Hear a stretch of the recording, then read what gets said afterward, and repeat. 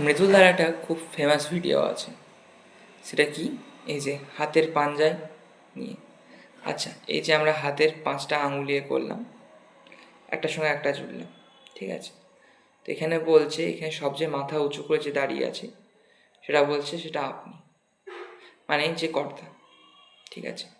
তারপর এই যে বুড়ো আঙুল দুটো, সেটা হচ্ছে বাবা মা, তর্জনী এটা হচ্ছে ভাই বোন, কনিষ্ঠা এটা হচ্ছে সন্তান সন্ততি বা যারা আছে।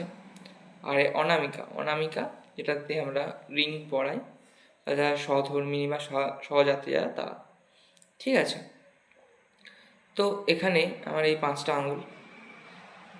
আঙুলের মধ্যে যখন আমি আমারটাকে ডাউন করে দিলাম, ঠিক আছে, তো এর মধ্যে যখন ডাউন করে দিলাম তার মানে আমি আর ঘরটাকে সামলাচ্ছি না, ঠিক আছে। তাহলে এখানে কী দেখাচ্ছে, বুড়ো আঙুল বাবা মা, তারা আমার সঙ্গে মানে আমার থেকে আলাদা হয়ে যেতে পারে, কোনো অসুবিধা নেই। তর্জনী, তারাও আলাদা হতে পারে, অর্থাৎ বাবা মা আলাদা হতে পারে, ভাই বোন আলাদা হতে পারে।